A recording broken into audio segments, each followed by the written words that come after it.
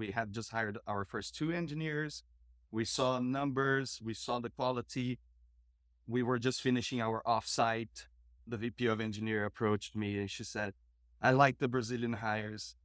Now I need six more. How many do you have? At 6 o'clock in the morning, I think it was a Friday, we were all flying back. And I'm like, I think we have a few extra.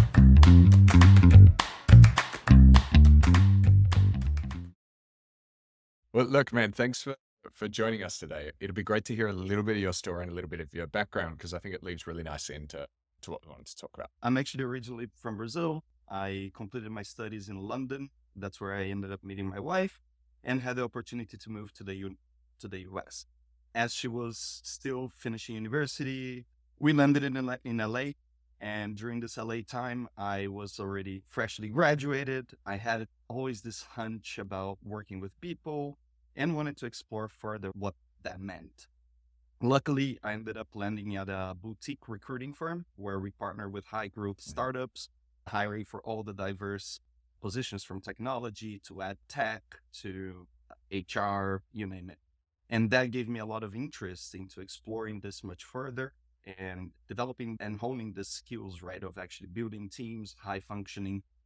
From there, I had the chance to move to New York, where I moved to CBS Radio. At that time, it was actually acquired by Odyssey at the moment, which is a digital radio platform with a lot of radio stations. And that also allowed me to work more into official corporation, large scale with multiple locations in the US.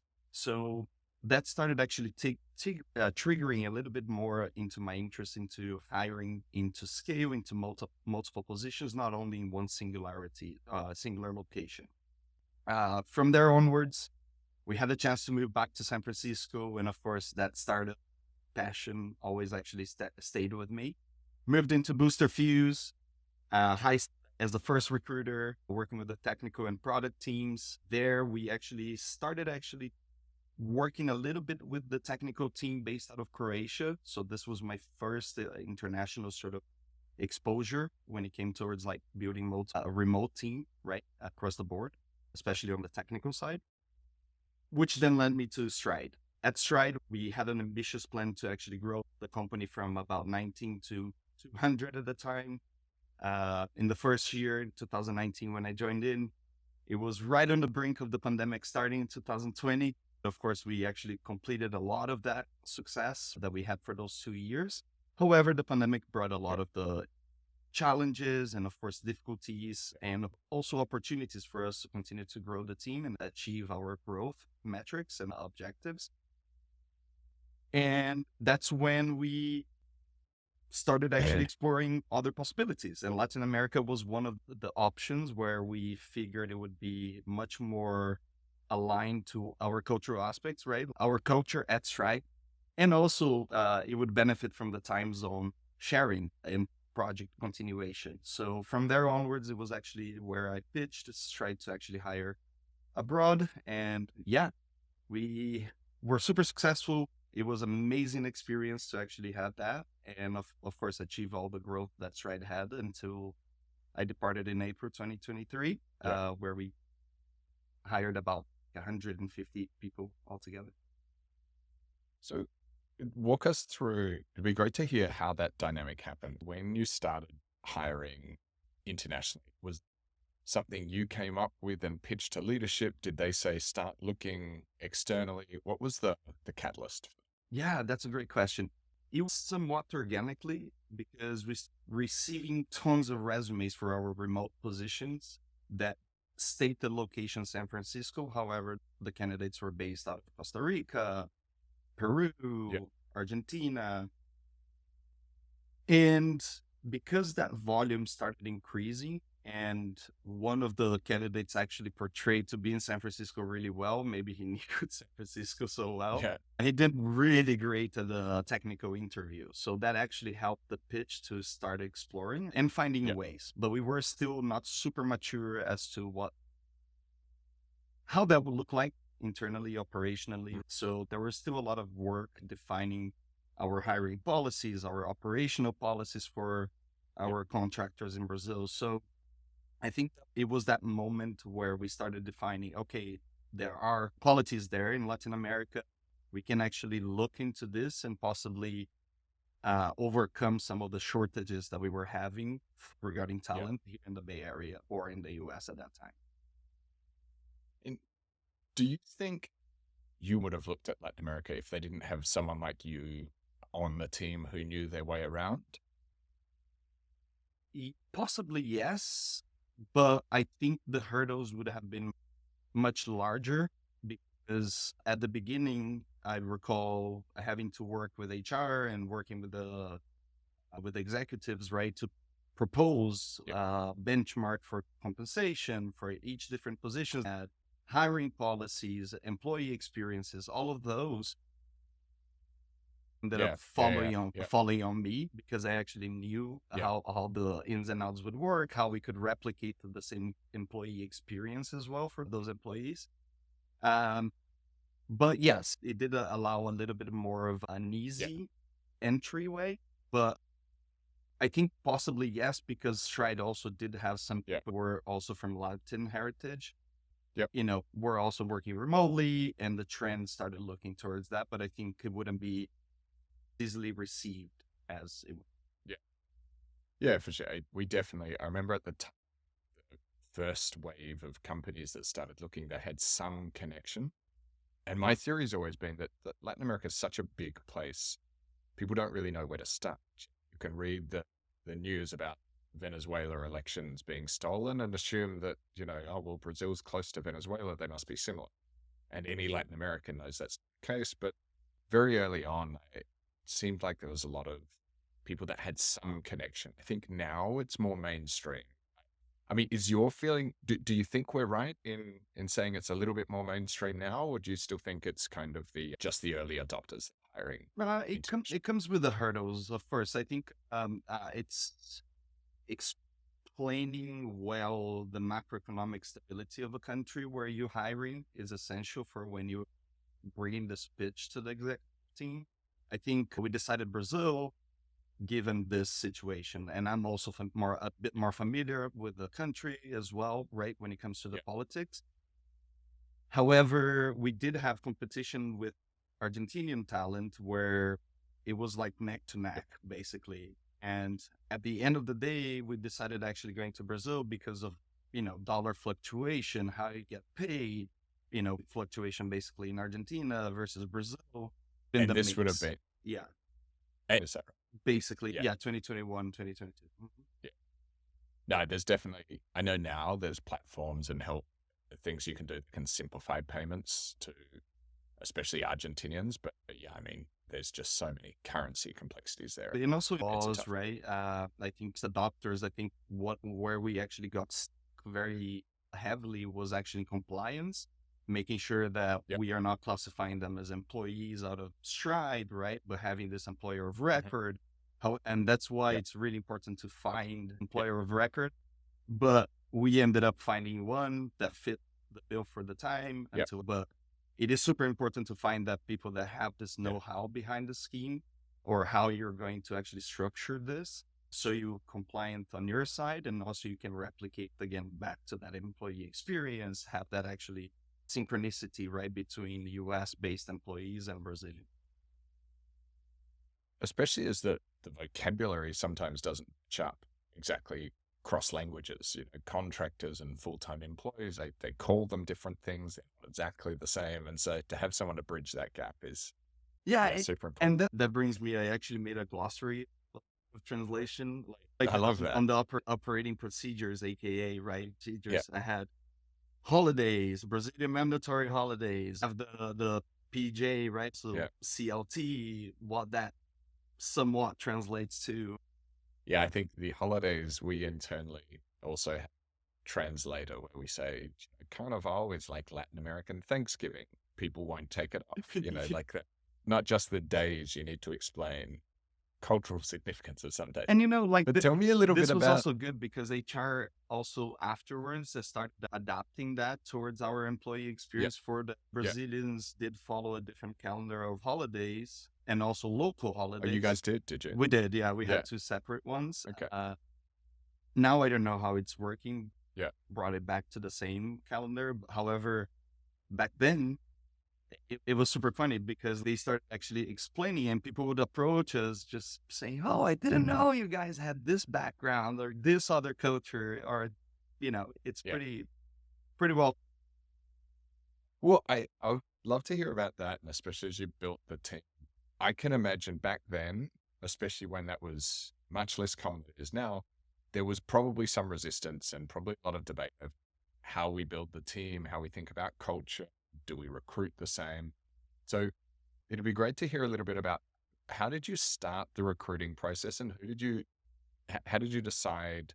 Walk me through some of the choices you made in the recruiting process. Yeah, because I think, like, looking back, our initial decision was to ensure that Brazilian candidates and US candidates go through the same experience and they're vetted basically the same. I think in the beginning, we just go through this and that's it, right? Yeah. Explaining, sending the same documentation you would for a US candidate.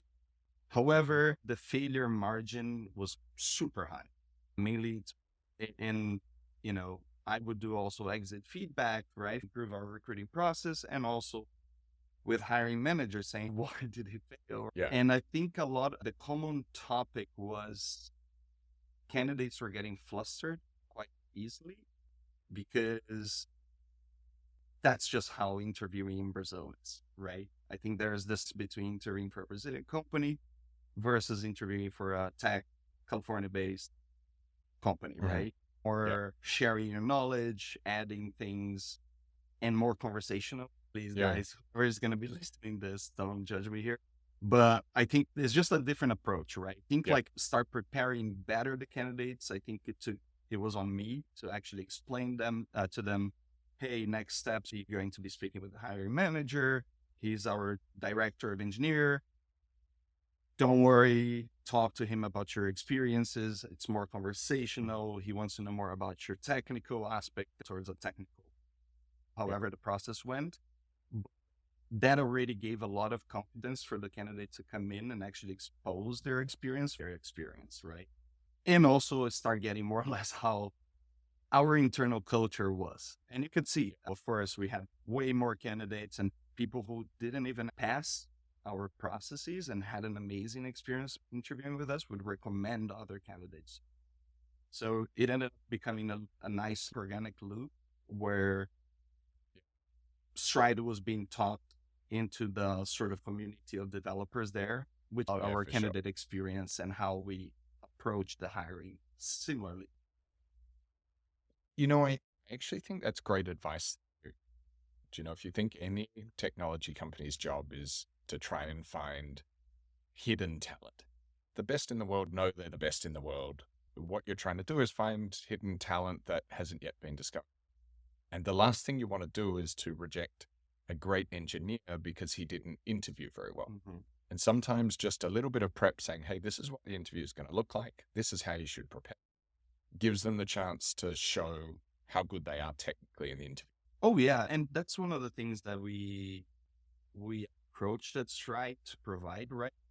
Basically, Brazilian ones just required a little extra information as to Yeah. how the orchestration of the interview would operate, right? How the communication, how the structure of it, Q&A at the end. Interviewer asks you a question, you could actually clarify this question. You just don't have to make up on your Yeah. mind, right? Like, so actually, like simple things such as, right, that Yeah. make that exchange a little bit more truthful. Um, but we applied this throughout Stripe as a whole, and Yeah. that's why we wanted to replicate that. And I believe that was a huge component of the success, and also candid feedback from the hiring managers and people interviewing. I think like Yeah. as you're doing the interview and the person is hitting a lot of the topics, but they are steering away from something, allow them to make the questions to make sure that they are going towards the right direction. Right? Do not Yeah. just arbitrarily take points. Consider the way that the person asked the question. So it's a lot of Yeah. as well. Also, one thing that I didn't mention, but it was a lot as well, training the hiring manager's perspective as well, how that Yeah. cultural exchange would work. I've been living abroad, so I Yeah. do kind of blend in a lot of the cultures, and I can actually identify some of those traits and actually highlight, say, "Hey, this person might be a bit more shy, but they do have some potential. Try to hone in on those Yeah. things." So I think that So partnership and communication with the hiring team is essential. yeah, I think that's a question a lot, and I'd love to hear your responses. Often get people asking me, "Hey, I want to hire a software engineer. Should I change my selection criteria based on the country they're from?" How do you respond to that question? There are so many variations, right? Depends on industries and what you can and cannot do and regulations, right? I would say if there are no restrictions and you're green to go, Mhm. no, you shouldn't change anything. I think comes with the communication and preparation.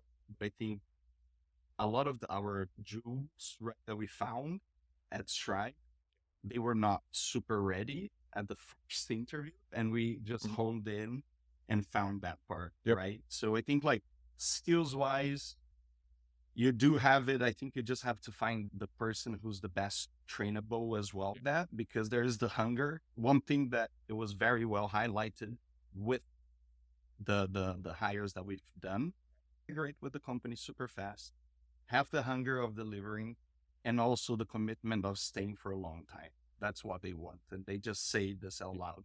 And a lot of the hiring managers being like A- lower level. And those are the things you want in any case. I mean, I always give very similar response, which is, look, in a perfect world, you just set a salary and you say, I want the best possible candidate. Doesn't really matter where he's from or where he's not. If a company is saying, okay, I want to discount heavily the salary, then maybe you need to be more flexible on other points. But my argument to a lot of people is a software engineer from Mexico or Brazil is probably more similar to your current software engineering team than, say, a salesperson is to your software engineering team. And you wouldn't make cultural trade offs to say, I'm going to accept different motivation at work from those two. So, no, I strongly agree with that in that there's this, I think it's a bit of a myth you need to select differently in different countries with Absolutely, remote yeah. working. And you mentioned a very important point there, which is also salary, right? I think, of course, when it comes towards Brazil or when it comes towards that part of setting up the benchmark, it's clear that we are living in a more globalized world at the moment. People, hey, I'm making $180,000 as software engineer in Silicon Valley, right? Working for this company. One, it's not at all the companies, right? As well, there's also that understanding about the local compensation. But at Stride, whenever we developed our compensation policies, we were always paying top salary, right, for a software engineer in Sao Paulo or Yeah. Brazilian where they're living. And that was also a differential that a lot of the people wanted to work with us. It's saying, hey, you're at Yeah. least not like trying to negotiate less for change here, but you're actually getting the ability of bringing this commitment and also being fair according to the region, right? Certainly, we're not going to pay the same amount of California. They understood and also were committed and saw the benefit Mhm. of actually the long-term arrangement and how everything actually played out. There are tons of engineers who did their entire lives working for companies abroad who have different expectations, and that's clear. And approaches where you actually can maintain the fairness, right? Because if you pay the same for somebody in Brazil, the cost of living in Brazil might not be the same as somebody in the US. So you also do have to maintain that balance as well. You have to choose what are the aspects that make your offering attractive. Exactly. So there will be some companies that say, look, we're going to pay Silicon Valley salaries to everyone. And that's obviously they're attractive because so others say we're going to invest in you for the long term and help you breed your career. It's also attractive. And so you just need to find out what are the features that make a candidate attractive. Exactly. It's a competitive advantage at the end of the days, right? Like that you can actually For sure. engage with your employee. So how did the last thing I wanted to talk through is the relationship with the VP of engineering. So you spoke through a couple of points that I thought were really interesting and practical. How did you, what's the best advice you can give to people to create a productive relationship with the VP of engineering? Ooh, that's an amazing question. And I think I've done such a great job establishing relationships with leadership whenever I joined in the company. Um, I think it's get a lot of time together to understand how each other work, understand how they would like to work, see what the necessities are, right? Like what are the issues? What are the blockers, right? And try to understand how you can work and be that wheel, right? To actually make things re operate, but also transparency and communication. I think that it's mandatory. For instance, there's even a funny story, but once Brazil's we had just hired our first two engineers. We saw numbers, we saw the quality. We were just finishing our offsite. The VP of engineer approached me and she said, I like the Brazilian hires. Now I need six more. How many do you have? At 6 o'clock in the morning, I think it was a Friday, we were all flying back. And I'm like, I think we have a few extra. So I think like having that relationship, right, where you can Yeah, actually have direct communication, not take things so personally because yeah, it's something that you both are working towards. I think lastly, when it comes towards getting the Latin America hiring approved, it was also yeah, showing and showcasing as well that quality is everywhere. But our case in special was culture and also collaboration time zones, right? And having a nearshore team definitely facilitated anything that we had to do, right? And have that continuous building towards what we needed to do in a short yeah. period of time. Yeah, for teams that are iterating quickly, sending to production quickly, it's essential for sure. Well, look, Rafe, I think we're wrapping up here, but I just wanted to ask, how would people get in touch with you if they're looking to follow up on any of these points? And you can follow up on LinkedIn, Raif Rahal, LinkedIn. We'll Yeah. put in the notes for sure. Uh, but yeah, LinkedIn, send me an email, raifrahal@gmail.com as well. And also, whatever questions you have about hiring Brazil, partnership with VPs, engineering managers, how to translate this employee experience and Latin America hiring. I'm here for you guys. Thanks so much for the time, man. Really appreciate it.